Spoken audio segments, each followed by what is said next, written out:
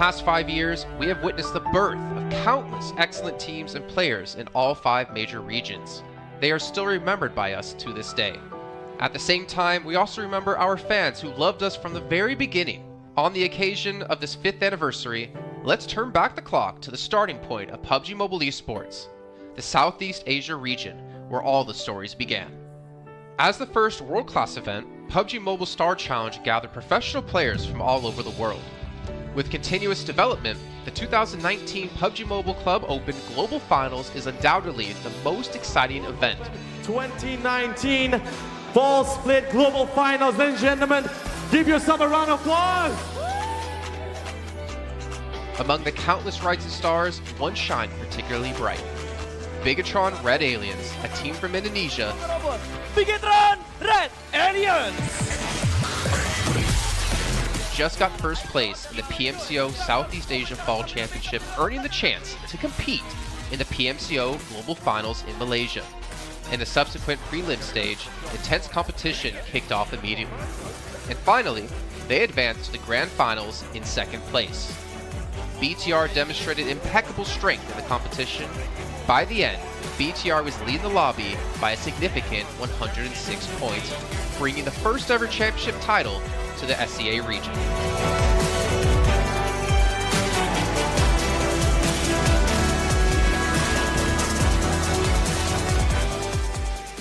Di saat itu siapa yang nggak kenal dengan nama Bigatron gitu? Tim yang punya segudang prestasi, mereka juara dunia di PMCO Global Finals tahun 2019. Mereka banyak banget melahirkan pemain-pemain berbakat, Zuxi, Luxi, Ryzen, Microboy. Terus habis itu Zuxi, Luxi juga saat mereka menjadi juara dunia, mereka berada di masa prime-nya mereka banget. PUBG Mobile Esports always strives to develop and grow year after year. That's why we made sure to continue the support and build the SEA region. In 2020, the improvement of the competitive schedule introduced the World League, which later became the World Invitational. We also launched the PUBG Mobile Pro League, where even more outstanding teams joined the competitive stage.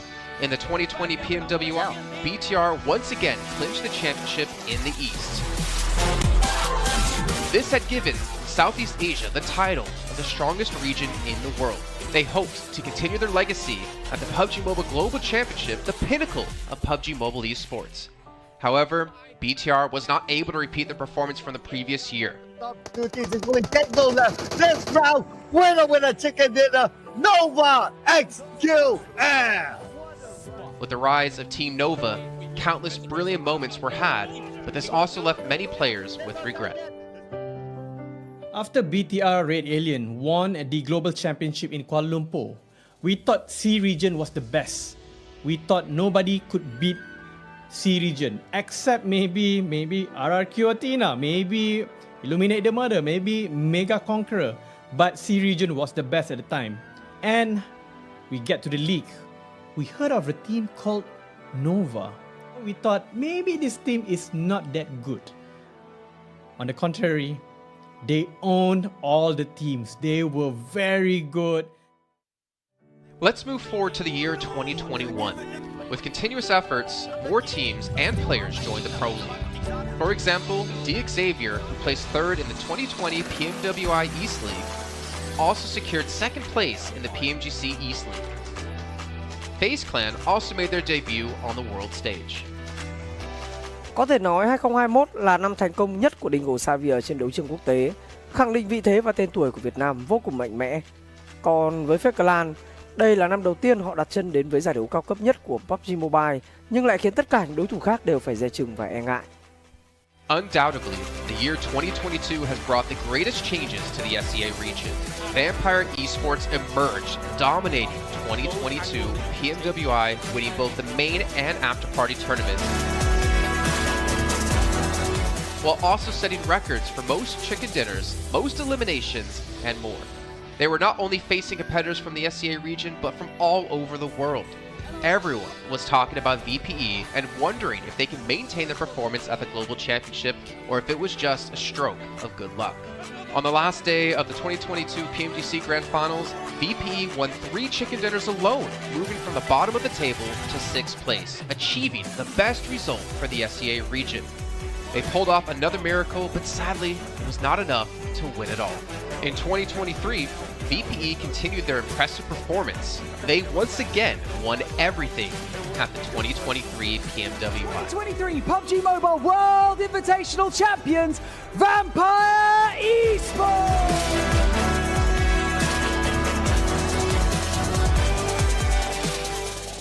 ก็ย้อนกลับไปในปีที่แล้วนะครับเอาจริงก็ผมมองว่าน่าจะโอ้โหไม่มีใครที่จะมองว่าทางฝั่งตัวแวมไพร์จะซักเซสได้ถึงขนาดนั้นนะครับเพราะยุคนั้นเหมือนทุกคนจะโฟกัสไปทางฝั่งตัวอินฟินแล้วก็เฟซแคทที่มีแบบว่าผู้เล่นดังๆนะครับแล้วก็ถ้าจำมันได้เหมือน PMGC ปีล่าสุดมากินไก่แบบเบิ้ลติดๆกันในวันสุดท้ายเหมือน เอาจริงน้องๆก็เคยบอกเลยว่าเฮ้ยเราเครียดกันไปหรือเปล่ามันเป็นตัวเองดีกว่าเล่นแบบปล่อยจอยเล่นแบบจอยๆเลยสุดท้าย3 คะแนนติดจบอันดับ 6 ของโลกซะอย่างนั้นนี่นะครับแวมไพร์สปอร์ตเหลือเชื่อจัด But don't forget, Alter Ego, an Indonesian team, showed a very strong performance by winning the Super League twice. The SCA Super League was an upgrade to the previous championship, which by many is considered to be the most competitive league in PUBG Mobile. They could potentially become the next legend of the SCA region. Untuk dibilang legend, gua rasa belum sih untuk Alter Ego. Walaupun mereka sempat ngedapetin back-to-back champion untuk di PMSL 2023, itu menurut gua hanya sekedar untuk ngasih pembuktian gitu bahwa Indonesia tidak kehabisan pemain berbakat. Ya mungkin contohnya Rosemary gitu. Datangnya dia ke Alter Ego tuh bener-bener jadi ujung tombak untuk Alter Ego. Dan gak berhenti di Rosemary. Masih ada Alpha juga yang didatangkan oleh Alter Ego untuk mengisi kekosongan atau kekurangan dari Alter Ego. Dan gua rasa PMGC 2023 ini akan menjadi ajang Global Championship pertama gitu untuk Rosemary dan juga si Alpha. Jadi wajib banget kita nantikan performnya mereka di PMGC 2023. Dan please di notes pastikan tonton Alter Ego sampai akhir. Of course, there are many more teams we haven't mentioned, but these teams will all take part in the 2023 PUBG Mobile Global Championship. So what do you think? Who will be the ultimate winner in this year's PMGC? Will they be from SCA? Well, there's only one way to find out. Greetings, PUBG Mobile players! The long-awaited Frost Festival is about to commence. In the new version 2.9, we'll be introducing battles filled with a frosty atmosphere. Snow Battle is coming to town. Furthermore, you'll also get to experience updates to World of Wonder and Classic Mode. So let's dive right into it. In the Frost Festival, we'll be bringing you a series of snow-themed content, including a new Snowy Village-themed area, fun interactions with snow pals, and snow-themed items for more gaming fun and excitement. When miraculous December comes, the frosty world will undergo some magical changes. Stay tuned for updates. Don't miss out.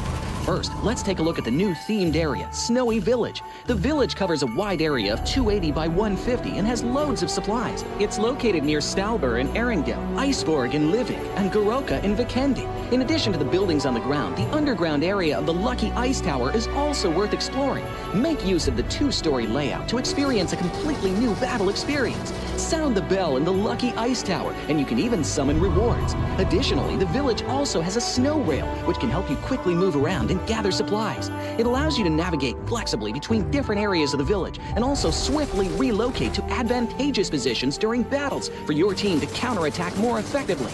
Of course, you should always remain vigilant to avoid becoming the target of an ambush. What's more, the village also features a special 2-seat vehicle, the Reindeer. It's also a great choice for transportation as it allows you to swiftly move all over the map. For intense battles, we've also prepared festive and practical battle equipment for you, the Snowball Blaster and Snowboard. The Snowball Blaster can be used in many ways and has loads of functionality. When you aim it at the ground or a building, it can create a snow pile cover for you. When used on enemies, you can temporarily transform them into lively snow pals to restrict their movement. When facing bodies of water, you can use the Snowball Blaster to freeze the surface so that you can walk on it. It's definitely a practical yet entertaining weapon. After transforming into a lively snow pal, you will be unable to use firearms to do battle. You'll only be able to rely on basic actions such as walking, running, jumping, and swimming to evade enemy pursuit. It takes some time before you can revert to your human form. Let's build a snowman together. The snowboard will also bring you a whole new experience. Apart from helping you glide and move on various surfaces, it can also be used with the Snowball Blaster. Explore the many possibilities and use these 2 items to have all kinds of fun. We've also designed various interactive mechanics, such as searching for snow toddlers, lucky ice, and the snow blast zone. When you encounter a lucky snowman on the map, don't be in a rush to leave. There are 4 lost little snowmen hidden near the lucky snowman. Search for the 4 hidden snow toddlers and bring them back to the large snowman. You'll then receive a token of gratitude. There are lots of lucky ice scattered across the map. Shatter the ice to get the supplies inside. Try using a melee weapon to break the ice more easily. Furthermore, you'll find that snow has engulfed some red zones on the map, and the falling snow will bring about many interesting effects. Players within a snow blast zone will be transformed into a lively snow pal if they're hit by the snow. If the snow lands on the ground, a snow pile cover will be created. In this World of Wonder update, we'll be introducing a brand new transformation skill gameplay and a catch me hide and seek gameplay for you to enjoy the transformation skills to the fullest. Of course, you can also use this skill to create more interesting creations. We've also added a Snowy Village map template to celebrate the Frost Festival with creators. Additionally, we've also made some updates and improvements to gameplay devices, game parameter settings, and the editor. For more details, please follow the official PUBG mobile community. We'll continue introducing the latest WoW content to everyone. As for Classic Mode, we've also made some improvements to vehicles, firearms, creation mode, emotes, settings, and more. First, we've enhanced the designated marksman rifles. Some DMRs can be equipped with the full auto mod to fire in full auto. We've also improved the attributes and handling of some vehicles to enhance your driving experience. We've also added a new garage mechanic. From now on, you can choose your dream ride during matches. Meanwhile, we've also added a custom SFX adjustment feature. You can adjust the volume of some sound effects to whatever best suits you. As for creation mode, we'll be introducing some quick view features for watching the victory dance and fireworks displays and the new Frozen Kingdom themed performance in order to provide players with more possibilities for creative content. Furthermore, we've expanded the emote backpack. Now you can equip more emotes before entering the battleground. That's a wrap for the main content in this new version. In addition, new content will be added to the Popularity Battle event, Metro Royale, and Season Rewards. For more details, follow our official PUBG mobile community. Snow Battle is coming to town. Winner, winner, chicken dinner. In 2020, while the eyes of most PUBG Mobile viewers were focused on Southeast Asia as well as other regions, there was one region in particular that went under the radar, the 2020 EMEA League. Numerous teams from different regions were fighting for a spot in the 2020 PMGC. Among them, the teams from the EU region were the most dazzling. Canina Power, which had previously won 3rd place in the 2020 PMWL West League, managed to break through and eventually won 6th place in the 2020 PMGC. Class Dilge Athletics from Turkey also successfully took 8th place. For the entire EU region, this was a great start, and in the future, the EU region would grow into an even stronger region. The EU region seems to have endless potential. They always have a number of astonishingly talented newcomers. In the 2021 PMWI, in addition to the veteran team Canina Power taking 2nd place, the newly reorganized team in 2021, Nextria, Xenox in the smokes, the solo by themselves, surprisingly won 3rd place. The EU region seems to just have endless potential. There's always a number of astonishingly talented newcomers coming up through the ranks, developing their skills, and in 2021 at the PMWI, you had some of the veterans there for sure. Canina Power taking 2nd place, an incredible performance coming through from them to get that 2nd place. But not only that, you had the reorganized team for Nextria in 2021 who won PMPL Turkey. They came 1st in their region and then were invited on the back of that to the PMWI West to take 3rd place. So these new talents working as this new roster at the time, a phenomenal resurgence there, and there's so much more left in the pipeline, I'm sure, for this region. I'm really excited for what the future has, and I can't wait to see what they've got. In the 2021 PMGC, teams from around the world gathered once again. First of all, worth mentioning is that among all the participating countries in the Grand Finals, Turkey had the most with 3. Among them, teams like S2G and Nextria finished 4th and 6th respectively. This was a massive achievement. The efforts of the EU region are constantly bearing fruit. Now they just needed an opportunity. 2021 yılında Dünya Şampiyonası istediğimiz gibi başlamıştı. Çünkü West aşamasında 3 takımımızı birden ilk 6'ya sokmayı başardık ve büyük finallere 3 takımımızı göndermiştik. S2G 4. olarak buraya katılma hakkı kazanmıştı ve kadrosunda Rip7, Timber, Kalse, Sylas gibi isimler vardı. Büyük finallerde ne yapacağını çok fazla kestiremiyorduk temsilcilerimizin, çünkü dünyadaki takımların iyi performansları söz konusuydu. Büyük finallerde temsilcimiz S2G 4. olmayı başardı. Nexia 6. olmayı başardı. Maalesef Fenerbahçe ilk 8'in dışarısında kalmıştı. Ama bu takımın ileride çok iyi şeyler vaat ettiği konusunda herkes hemfikirdi. Next, let's go directly to the 2022 PMGC. At a time when everyone was focusing on whether Nova could win 3 consecutive championships, a team that was not originally a favorite to win was about to become the focus on the stage. S2G performed consistently in the first 2 days of competition, always maintaining a position at the top of the leaderboard.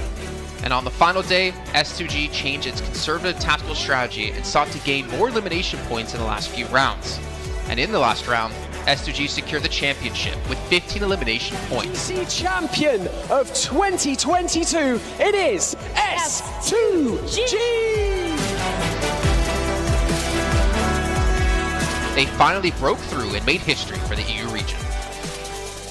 2022 Dünya Şampiyonası bizi büyük zaferler getirdi. Tabii ki Dünya Şampiyonası başlamadan önce bu zaferlerin geleceği konusunda çok bir fikrimiz yoktu. S2G kadrosunda bazı değişiklikler yapmıştı. Takıma yeni katılan oyuncular vardı. Özellikle Reis ile birlikte takımın form seviyesi gerçekten çok yüksekti. 2022 Dünya Şampiyonası finallerine 2 takım göndermeyi başarmıştık. Bir tanesi S2G, bir tanesi Fireflux. Maalesef 2 takımımızın kaderleri birazcık farklı oldu. İlk günden itibaren S2G sürekli olarak zirveyi kovalarken Fireflux için işler iyi gitmemişti. 3. gün geldiğinde S2G güzel maçlar geçirdi ve şampiyonluğu Türkiye'ye getirmeyi başardı. Bu Türkiye e-spor tarihindeki en unutulmaz başarıydı. This year, the EU region has continuously produced even more strong teams. First of all, G Gladiators won first place at the 2023 PUBG Mobile Pro League Spring Regional Championships and third place in the 2023 PMWI. Veteran teams like Next Ria and Canada Power have been performing better and better this year and successfully qualified for the 2023 PMGC. Subsequently, hot recent teams like Mad Bulls, BRA Esports, Major Pride, Elise Esports, Demorte, among others from EU, have also successfully gotten a spot in PMGC. They all look forward to continuing the success of the EU region in 2023. There are many questions surrounding PMGC. Will S2G successfully defend their championship? Will another EU team lift the trophy? Could it even be a team unexpected to win it all? Let's witness it together in Turkey.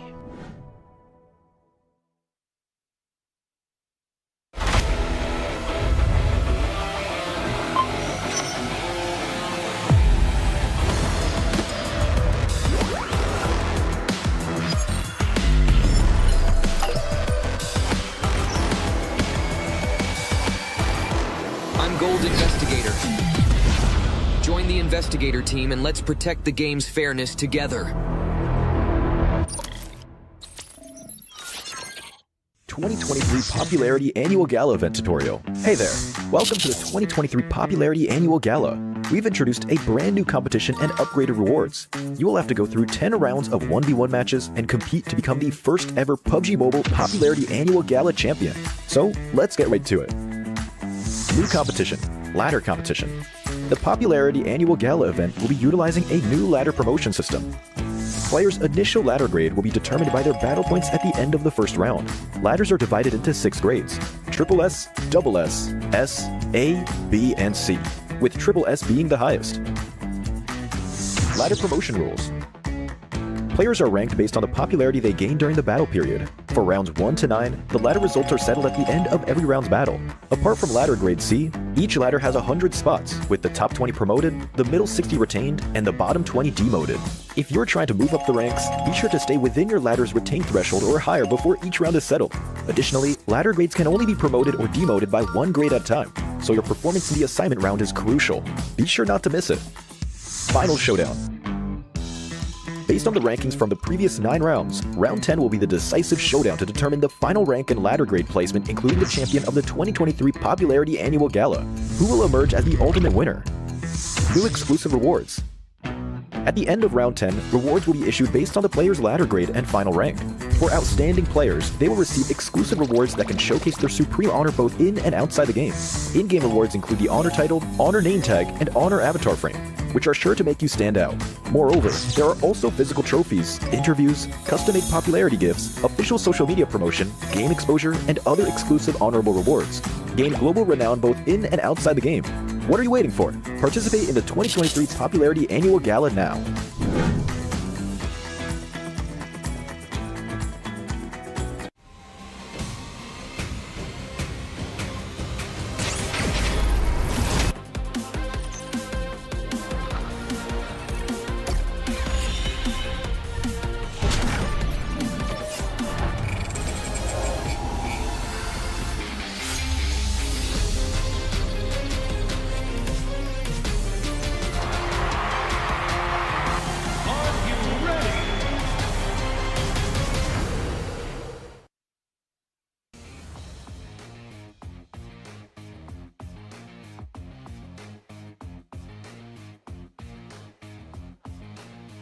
Welcome back to the PMGC 2023, and this is going to be the last chance stage here. And I'm live in Malaysia, Battle Arena PJ, with me none other than Potato coming out from Alter Ego. Now, starting off our questions and brief interview for the day. Now, for Alter Ego, you guys were PMSL champions back-to-back for 2 seasons, but it feels like there's a lot of challenges for you in the PMGC League stage. What was the biggest difference if you compare during the PMSL and even the PMGC now? Oke, jadi buat Alter Ego sendiri, kalian itu back-to-back champion di PMSL dan sekarang kamu berada di survival stage PMGC. Jadi apakah perbedaan di antara PMSL dan PMGC itu sendiri?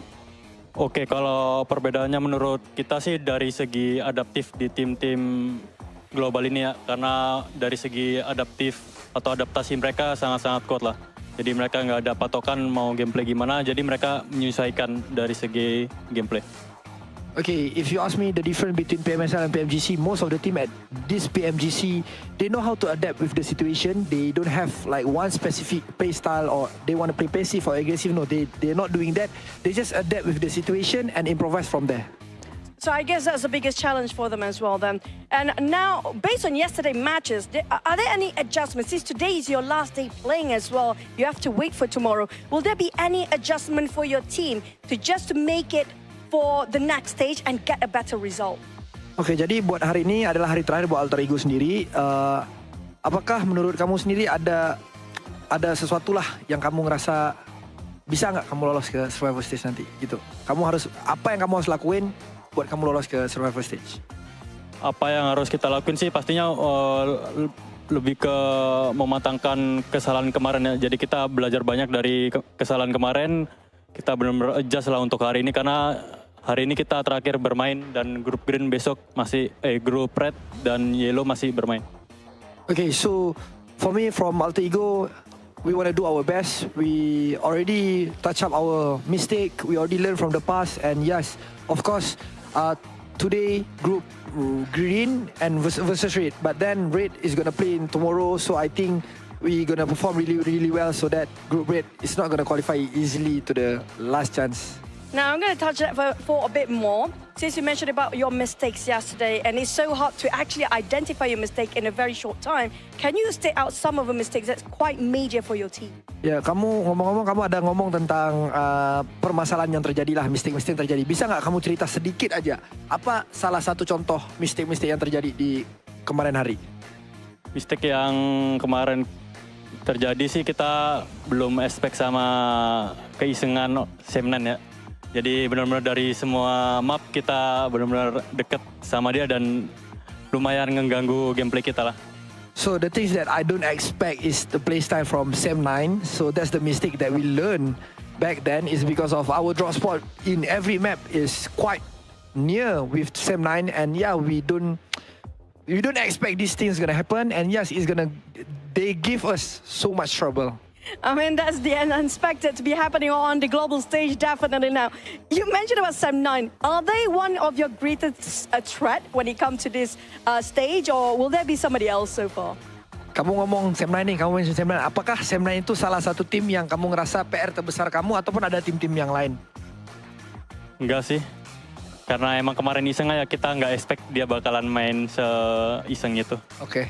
So basically, it's not really Sem9 is our biggest threat, but then we just don't expect they're gonna play like that. Okay, we might have more surprises for today, by the way. With tight points among the teams, and you still have a great chance to make it to the last chance stage. What's your focus to improve your rankings since today is your last day? And what do you think is the most important outcome for today's games? Oke, jadi kalau kita lihat dari poin sistem, poin kalian itu tidaklah terlalu jauh untuk kamu lolos ke ke last chance. Jadi, apakah fokus terbesar yang kamu mau fokusin hari ini supaya kamu bisa lolos ke last chance? Kita lebih ngemaksimalin tiap game sih. Jadi, kalau tiap game kita mendapatkan hasil yang bagus, poin juga bakalan ikutan bagus juga. Jadi, kita fokus game per game. Okay, so basically we're gonna focus on each game. We're gonna focus on our first game first. It's because of I believe if we focus on each game, the point will come afterward. So we're just gonna do our best in every single map so that we're gonna maximize our point.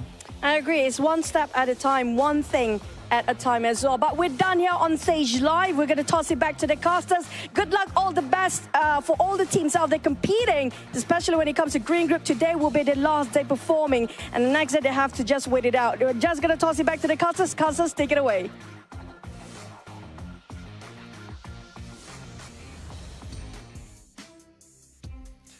Well, as you heard there, Potato, Altigo, and all the teams from Group Green, this is your last chance, your last 6 matches to get as many points as possible and potentially keep yourself in the safe zone. I'm Jason Kaplan, and we got Maxman and Kalaris here on the desk to break down everything happening, obviously, yesterday and what's to come up today. And honestly, Max, well, no, I'm not going to go to you, Max. I'm going to go to Kalaris first. Altigo had a rough day, to say the least. Yes, they did, and I VOD reviewed them quite extensively. So obviously we heard in the interview there that, you know, Sem9 was one of their downfalls. Luckily for them, they're not playing today. However, I think that is not the issue for them. Yesterday, the issue for them in 4 games out of the 6 was unnecessary risks. You think back to the Sandhawk, you get caught in the water, BTR takes you down, you're done.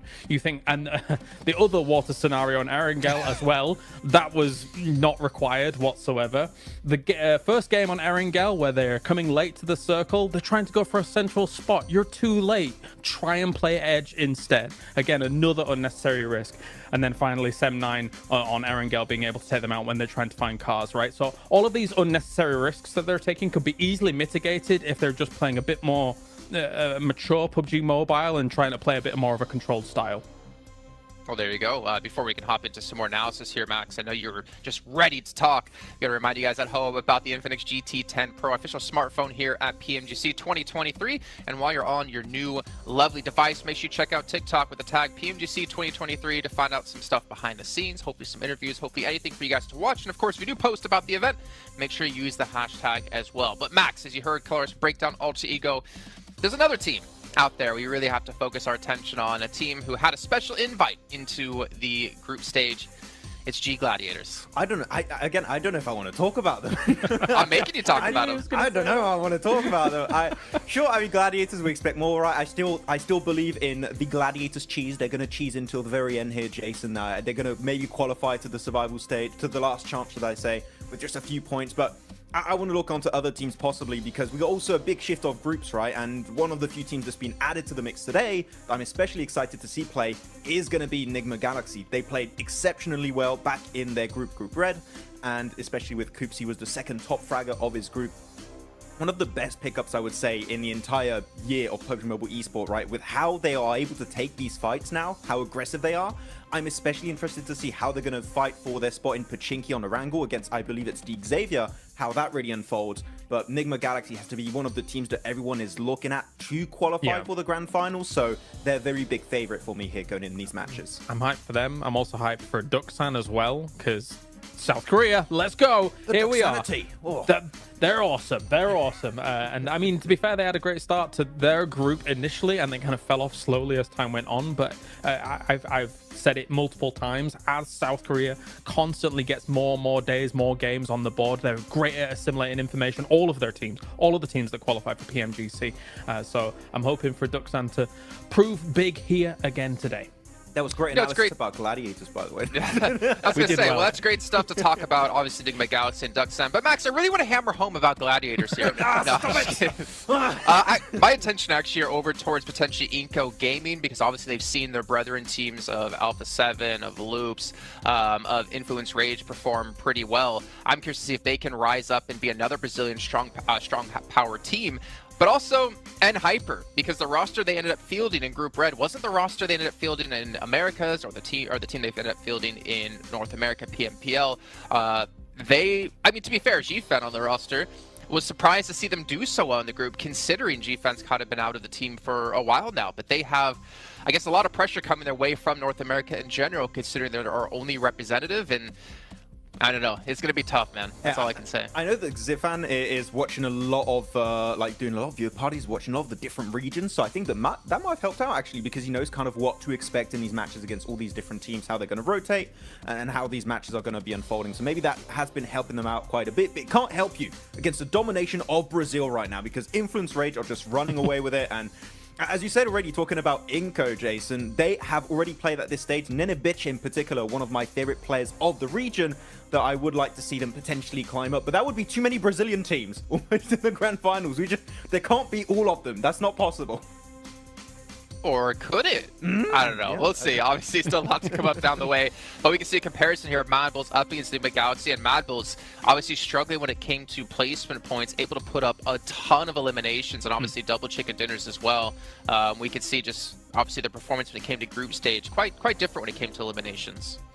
For me, Enigma Galaxy, I do feel like they were the one surprise for me, especially out of Group Red, to not advance through to the grand final straight away. I mean, they just fell short of Morph by a few points here and there because Enigma Galaxy had a great start, and we know this team as a very formidable roster. I mean, I think a lot of people put a lot of stock in if Coops is gone, then if he's eliminated early, then maybe they don't have much legs to stand on, but I don't necessarily hugely agree with that. Of course, he is a force to be reckoned with, right? And somebody that is going to be sitting very strongly with him, as you can see with the 43 eliminations. But this team still is able to play a macro game, even if Coops is gone. It's just that he is quite the powerhouse to speak of.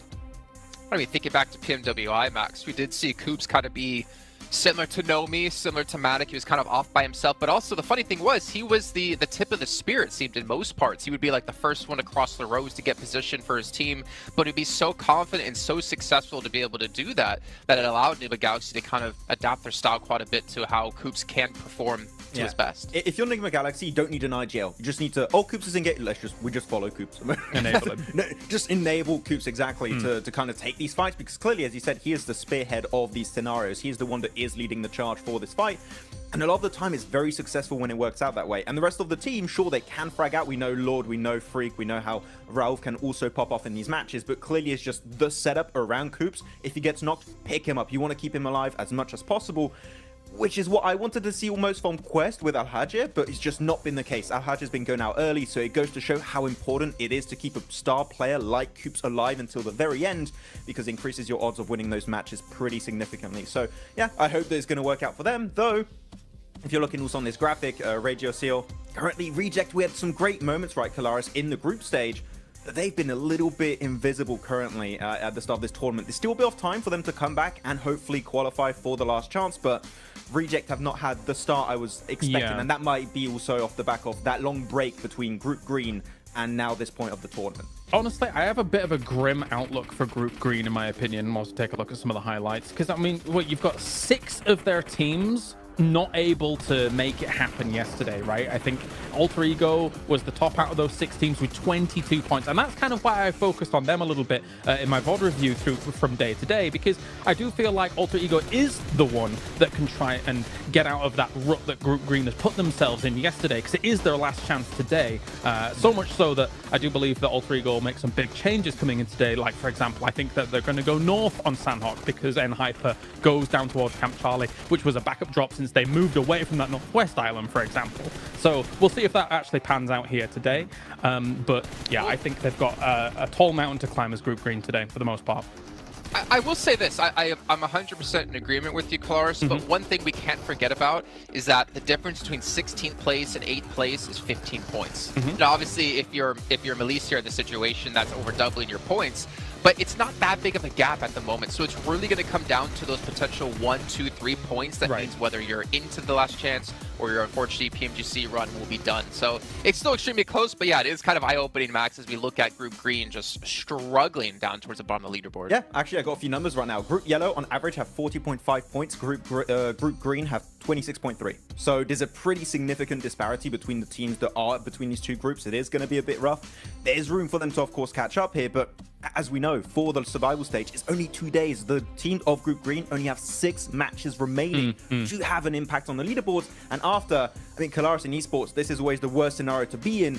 You just got to stay and watch and just hope that the other teams around you don't perform well, which is the most insane situation to be in because you just cannot have the impact you're hoping for anymore. No, for sure. It's a terrifying prospect to actually kind of stare down. For Rejects, of course, I think that obviously right now they got themselves 17 points yesterday. Compare that to the group stage that they had, which was 188 points in total. For me, I don't know if 2 days is enough for Rejects and rotating lobbies for them to gain traction, because Rejects' performances came in the latter stages of their group as a whole compared to some of the earlier days and the earlier results. That said, as well, there's some uncharacteristic numbers that came out from yesterday. Procedure, for example, only 10 eliminations across 6 games. This is a team that can get that in one game, no problem, considering what we saw from them in the group stage. So my eyes are also on them, aside from Alter Ego, because I just think that they're capable of more. 100%.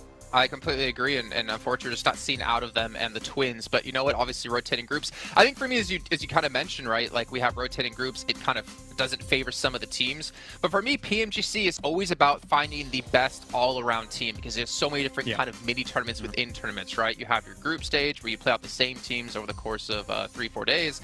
Then you have this event where you have rotating groups. You have to be adaptive. Then you get to the grand finals where it's going to be a sprint, or I guess the last stage coming up in just 2 days, where it's really a sprint, right? With just 2 days of play. You got to be good all around, and we're going to find the team to be just that, hopefully, very, very soon. But one team I did want to focus on, just really quickly, because I want to throw this out there in case it happens. Influence Rage. You're so far in the lead, there should be no chance you're ever going to fall into the bottom 8. Do you start to hot drop on some teams' potential, start to kind of put yourself in rotational paths of some of the teams, well, not obviously not them because they're not playing here, maybe Mad Bulls is a better case in the situation, to punish teams and prevent them from potentially qualifying? Because Influence Rage will come tomorrow, Mad Bulls is today. We always theorize this, and it pretty much never happens, right? But I want to see it! You want to see it, okay, but other teams going to take that risk? I'm not quite sure. You could do it if you want at the second half of the day. I think now is a bit early to do that. You're safe. You're not 100% safe, so just... Mad Bulls? You don't... I mean, for Influence Rage, I would just say, just play the half of the day, just chill, normal. Then if you want, and see how it happens. I think the earlier you do it, the more responsive teams are going to be to that, and they're going to adapt around you, potentially hot dropping them, right? So if you Influence Rage, Mad Bulls, BTR, maybe you want to take a bit more time before going for a play like that. I don't know who you'd want to pick out. Maybe Rejects, maybe also Gladiators right now could be a team to take down. I don't know, could be. I have a thought. I do think Mad Bulls is relatively safe. I mean, considering that I think that the performance will continue here throughout the day. I think if you were going to target anybody based on these two groups alone, I wouldn't even mind looking towards Procedure for on Erangel. If you think about their potential rotational paths from something like Yasnaya going up against kind of Rozhok, sometimes those can potentially clash from time to time, and Erangel is the most, as we all do our little things. Please sir, I want to be next. You know, I think that could be a target. If they were going to do something, I don't know whether they will though. I'd even go on Alter Ego, to be honest. I think that would be a good team to take down. Maybe. They could be a threat. I mean, that's a good point. If you prevent people from hot dropping you when we get into the last chance stage, then it means your position's going to be a lot cleaner. You're limited in games. You have a better chance of qualifying through. But let's see what's going to break down as we're heading to our first match of the day with Sandhawk. Going to throw it over to our commentators, Jack and Blink, to take it away. Thank you, Jason. Oh, it's exciting already because I kind of like the way you can see we're all there in anticipation. It was cool. I like the way you kind of had, you know, the we're in school blank. We want to get our opinions. Oh, in. yeah. Because even me and you were speculating, we're theory crafting. It's sick, man. This week's going to be so damn good. Like, the quality of games yesterday was great. If that carries on, I'm living for it, Blank. Yeah, I mean, we were having a little chat behind the scenes there. I mean, to be honest with you, there's a lot to talk about here. You know, you have some of these groups here that are now playing their last day. It's Group Green. This is their final day today before we head in towards tomorrow.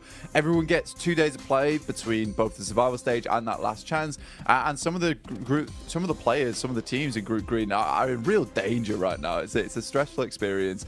You Alliance, they look happy, they look ready to go, they look very, very excited to get things on the road here. They had a pretty good upwards trend over in their group. Didn't start off so strong, but ended it quite significantly well. Obviously not getting in towards that direct invite stage, but yeah, for Group Green, things do get a little tough here. And you know, we were chatting about, like, you know, there's really only a couple of teams from Group Green that we actually thought were fairly decent towards the end of it, and it kind of felt like the group of death. But the more we look into it, the more we see there's actually some very, very good teams in some of these other groups that definitely deserve more praise. Absolutely. I think that's sort of the speculation that we had when we came to this agreement, you know, like looking back on it, in retrospect about the rose-tinted goggles or green-tinted goggles, really, the upper echelons of that group were absolute masterclass, right? Even Reject Tokyo can be lumped in with that, with how well they were playing over that week. But since coming into this, well, hang on a minute, hold that thought. It seems that hot drops are happening, Blank. What's going on here? Straight into the action. Is that Mad Balls under pressure already? It is Inco versus Mad Balls here. And we saw this versus Mad Balls in the very first day of their group versus Falcons. They lost their hot drop, but they're used to it now. They're expecting something to go off. They've already found one knock off the bat here. Let's see if they can find any more, Jackie. How far can they go with this then? Fleek getting the reload off instantly, trying to assess the situation. Now, Mad Balls always feel like they were hit with pressure on Sanhok. Even back in regulation of Group Green, they were being tested for control. Inco are the ones that are starting to show up here, though. Early damage done. Fleek down by the DBS. Another knock coming in, Blank. Bit of a trade, but now we're seeing them both be severed. Lots of damage across either squad now. It was one apiece, but Inco were able to get that res off there. Vitali will finish off Fleek in the meantime. Zerich desperately trying to hold his own. Becker trying to head down the stairs. Nice little peek out coming through from Inco. Only one Mad Bull left remaining, but it's Tulika. He was having a fantastic day yesterday. Not about to let this game slip out of his hands, but he's only got one teammate left to bring up. But a huge amount of damage onto Squash. Last player alive, Tulika. Can he clutch this out? Oh, is it going to be burned clutch like a used car salesman? Drop down for Squash, seeing if he can clear his way through as the bullets come flying. Tulika calls for the backup of his teammates, rotating further over so he's got room to try and pick him up later if possible. Doesn't peek off the back of the bait of the movement either, so Squash still holding. Frozen expires, and it's all on Tulika for good. No chance of getting his teammates back, so worst case scenario has happened here. Even if either one of these solos get away and give up the final elim, you have crippled yourself coming into the opening game today. And this is it, Blank. They've got to roll with the punches now. Yeah, Neighbor Galaxy also having a little peek in here with Ralph off in the distance alongside with his teammate. So this fight is not going to go well either way for both squads right now. Tulika is on the broadside, will be spotted almost immediately. This shotgun that Squash has found himself alongside with the SK-12 that he's currently holding on to, it is just stressful to deal with now for Tulika indeed. One shot will be enough to take him down unless he's at distance, but for the Mad Balls, this is still sort of an important fight to win out on, right? You do not want to be losing your spot in Ruins. You don't want people to be feeling like you're an easy prey come towards that direct invite towards the PMGC, that global championship. So for anyone watching, all the other teams are already qualified. You know, Mad Balls having to put on a bit of a performance here, a bit of a display. Goodbye.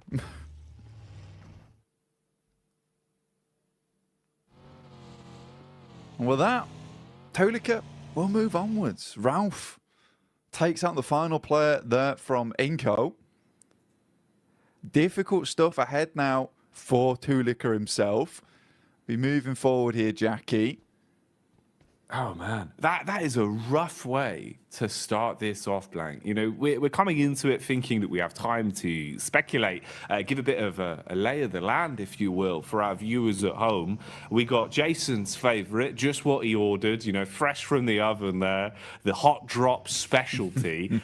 Mad Balls just walking away with just the one man as well. The worst case scenario, really, Blank. And then a third party to steal that last elim. Ooh, wrap that up in a neat little package. If that isn't a little taster of the sort of shenanigans we're going to be seeing today, then I don't know what would be. You know, maybe like a beef stroganoff. Yeah, I mean, for some of these teams, some of these squads, right, it was kind of interesting because we were sort of speculating, is Mad Balls going to want to hot drop?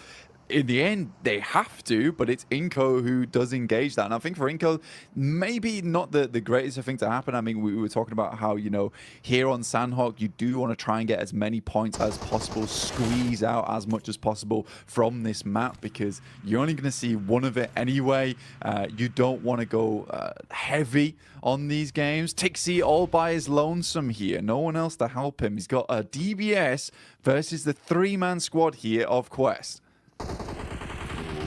easy. Straight around the corner. Easy two-pump, double barrel action. Straight into the face of Kitsune as well. Causes him to go bounding around like a very aggressive bunny rabbit. And he's put the foot down, Blank. At least hits onto a one. The sprint out as well. Basically just offering themselves up as sacrifice there. Those are some freebies for Gladiators. You get the response in as well for the situation. Get everyone back on their feet. You're going to be happy with that.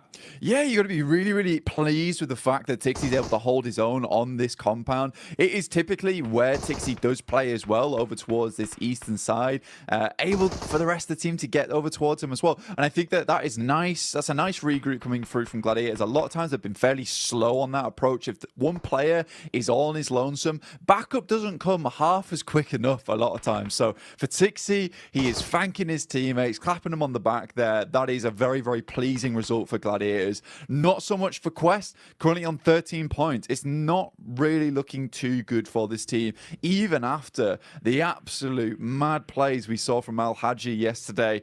I don't know how much further Quest is going to be able to get into this tournament, but I think next year is going to be a really good year for Al Haji, no matter what team he's on.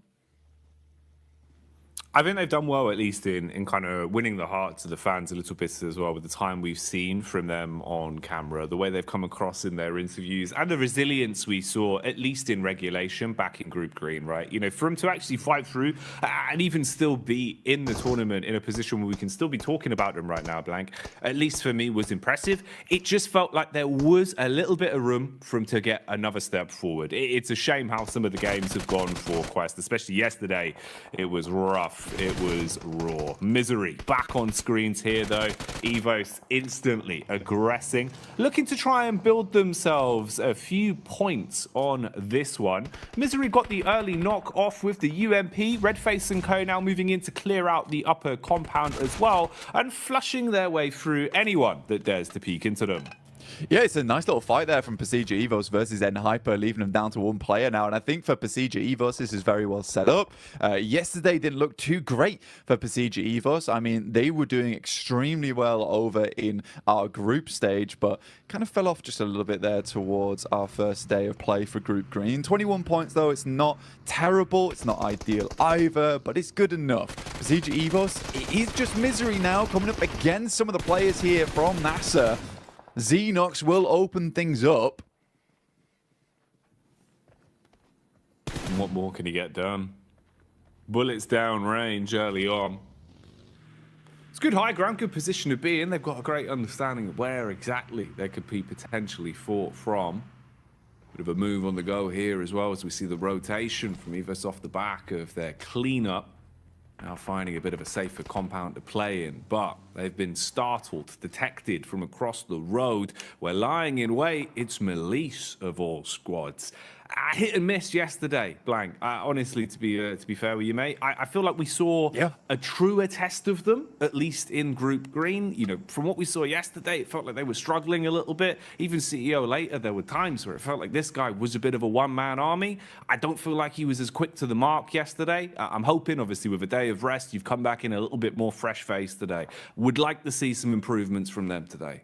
Yeah, I mean, for the Turkish squad, it's just a little bit difficult for them at the moment. I mean, they've been making a lot of right moves. And I think for an edge team that likes to kind of read into opponents' movements around the map and cut the legs out from underneath them, they did a good job of it in terms of theory, right? In theory, where they were playing, it was all fantastic. Then they were going down to these engagements. They weren't always able to win it out very cleanly with a four-man squad going onwards and just clearing from there. And they ended up just losing games very early on. And this kind of the risk with playing edge a lot of times whilst you're holding out and guarding those edge sides is that if you get into an engagement there, you lose it, right? There's not much chance of getting very much further into the game. For other teams that like to leapfrog from edge and then send towards a kind of a middling position between the center of the circle and the outer side of it, you have much more chance to get further into the game and maybe pick yourself some pretty consistent placement points off the back of it. And we had a really good conversation as well yesterday, or even this morning, actually, bloody hell, mixing up my time zones. It's all going so quickly right now, where we were talking about, you know, look, some of these teams yesterday just came out absolutely swinging, and I think in this format you have to, whereas other teams sort of got in their own heads a bit. Yeah, that was one of the big focal points we were kind of sort of umming and ahhing over, about how you could see the difference of, let's say, a team like Influence Rage, who came out just playing their style, just absolutely giving it, right? Any opportunity they had to just swing on a fight, play confidently, going into an engagement basically thinking, you know, we've already won this. They're just thinking about the points being in their pocket. You're going to have so much more of a better time of it than going into it giving so much respect to teams, overthinking these situations. And we've seen that change. A lot of our squads from Group Green, it feels like their play styles have kind of flip-flopped more so than anything compared to what we were seeing during that regular point. This is an interesting one, actually kind of ties into that. You can see here, Reject Tokyo at least getting a bit more confidence to fight and contest for center control. A little bit lucky there in terms of the draw of the circle, but it works out. You've got a compound, you're in a good spot, and they're going to be pleased with this, mate. They'll be chuffed with that blank, because when they had center control, when they felt comfortable early in a compound, this is where we saw some of the better games from Reject, because honestly, they're great on defense, good comms. It just felt like getting there was rough for them. They've been playing a lot of edge, and it hadn't been working out too well. I'd hope that would be a positive change. Bit of a fight potentially developing here as well. You've got the push up the hill. Focus is drawn from NASA towards the backside, but a few bullets whizzing on by. Room for a bit of a scrap here. Yeah, I think for Enigma Galaxy as well as Nisa, this is a case where potentially Enigma Galaxy will just think about just swinging wide of this, potentially trying to get in underneath towards Painan. I think Enigma Galaxy is a team that is very well known for some of their more smart rotations. A little bit of a scout there from Ralph. He's in very much danger now of taking a knock. Luckily, the vehicle is going at a strong 90 miles per hour. Alter Ego zooming in towards where Reject is playing. Already Octa gets taken down here. They try and take control of one edge, but Reject has penned them in, locks them into one location. Now the nades can start to come through. There's a lot of damage off the back there. In the meantime, Duxan does take down Ralph. We talked about him earlier being very, very low.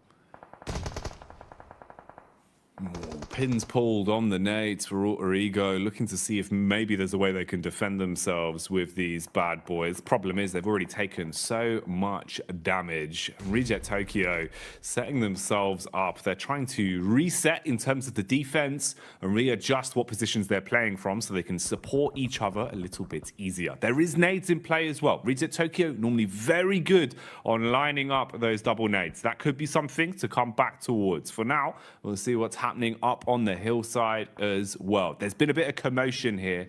Teams have been making their presence known, and that high ground control is going to be worth its weight in gold the longer this one goes on. So pressure being applied there. Rotation coming in as well. You've got Alliance on the move as they start to make their way over. Drop in the smoke so they've actually got some cover to work with. And you'd need it because Melissa are close by and they're eagle-eyed, Blank. They've got eyes like a hawk. Yeah, for Yudu, this is probably one of the toughest rotates currently happening on around the map, where they're sort of locked in between DX as well as Malise Esports, and DX has a fantastic control of his high ground. Something we saw a lot from them yesterday is identifying some very strong positions on the map, but also being really good at holding them down.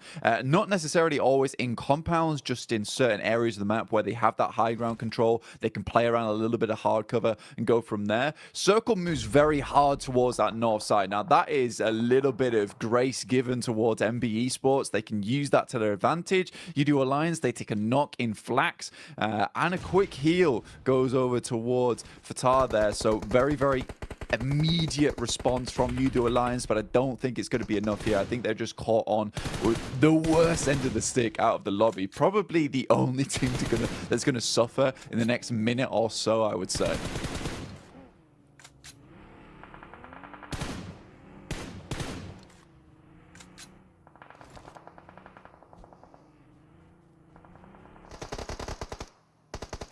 Malise Esports on this side of the map. Now, Kisyu does go down. Poser has a nade in hand. We'll send it over towards Nisa, but Malise Esports, again, just crumbling a lot during these days. Again, Nisa, 5 eliminations found so far. Really, really good stuff from them. I think this is interesting because it is a lot of these squads that we see a fair few times that just come into these games swinging. They tend to do well, and I would say that this is a very, very good and promising mark of the game going forward here, Jackie. I'd agree with you, man. It feels like, actually, we're getting into a bit of a groove now, a bit of a stride for some of our teams. A lot more aggression displayed early game as well here with the culmination of the two groups we have in today's lobby for survival stage. Now, they were being pulled and pushed in multiple directions here. It felt like they weren't quite sure which fight they wanted to set their gaze on, but now they've been thrust into one. They have to try and survive, taking a ton of damage up against Evos. Good lay of the land from Link as well. Knows to look towards the distance, can see just over the ridge side where his next opponent is coming from. They've got an understanding of where exactly he's playing towards, but with the bullets connecting, they're going to start to farm up these elims. Melise, meanwhile, are crashing down as well. This is Judo Alliance still trying to push over that hill. They've been doing this for quite some time, Blank, and maybe it's going to start to work out. Nice connection onto Levites. He's dropped and finished off for good, and they're still pushing in. Yeah, Cluck's doing a really good job here. I actually like the thought process we saw from Judo Alliance. Unfortunately for them, DX followed them down on that south side, which is a really cool play from DX. You don't a lot of times see teams chasing on this situation. In the meantime, Reject desperately trying to hold on towards their central compound. They left it, they moved towards that north side, but they did face off versus FaZe. But they're currently still in a strong position. Gladiators, for them, this game is very, very important. They already started things off really well with a 4 limmer. It would be absolutely strange and weird circumstance that we see Gladiators get the majority of their points done on Sandhawk. As we know, they are horrid at this map. This is a map that they do not find a lot of success on, but already they're up to 7 eliminations. With 4 players alive, this is starting to be a really good run for them. There's an itch in the back of my brain just reminding me of one of the Sandhawk games we saw from Gladiators quite some time ago, Blank. And I just remember it starting off in the same kind of way. When the pressure's on Gladiators, when it feels like, the story's not going to happen, the crazy comeback towards the end is never going to be there. It feels like finally that Cinderella story won't be written.